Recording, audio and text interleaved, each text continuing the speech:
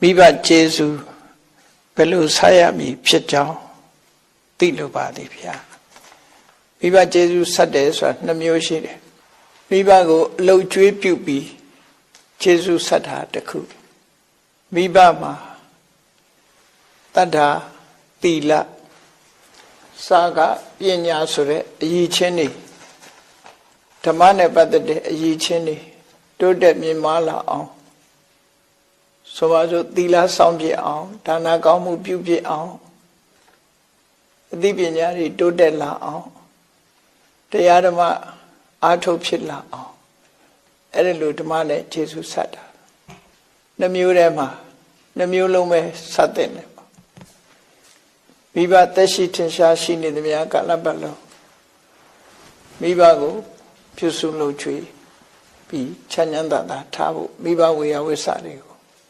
ပြုလုပ်ပေးဖို့မိမိတတ်ဆွမ်းသမျှလောက်ကင်ပေးတာဒါကိုအာမိတဖြင့်ကျေးဇူးဆက်ခြင်းလို့ခေါ်တယ်မိဘကိုလှုပ်ချွေးပြုစုခြင်းဖြင့်ကျေးဇူးဆက်နေဓမ္မနဲ့ကျေးဇူးဆက်တာကြတော့သီလမရှိသေးတဲ့မိဘတိုက်တွန်းပြီးသီလရှိအောင်စာကလို့ခေါ်တဲ့စွန့်ကြဲမှုမရှိသေးတဲ့မိဘတွေစွန့်ကြဲမှုရှိလာအောင်အသိပညာမရှိသေးတဲ့မိဘတွေအသိပညာရှိလာအောင်ဓမ္မနဲ့ဆောင်ရွက်ပေးတာမျိုးဓမ္မလမ်းကြောင်းဘက်ကဆောင်ရွက်ပေးတာမျိုးဓမ္မနဲ့ကျေးဇူးဆက်တယ်လို့ခေါ်တယ်အဲ့ဒီကျေးဇူးဆက်နည်းနှမျိုးတွင်ဓမ္မနဲ့ကျေးဇူးဆက်ခြင်းသာလဲဓမ္မနဲ့ကျေးဇူးဆက်ခြင်းကကျေးဇူးကိုတုံးဆက်ရာတွင်ကြည်လည်အောင်ပြည်လည်အောင်ကျေးဇူးဆက်ခြင်းလို့မြတ်စွာဘုရားဟောတယ်အာမိတနဲ့လှုပ်ကြွေးပြုစုခြင်းနဲ့ကျေးဇူးဆက်ခြင်းကတော့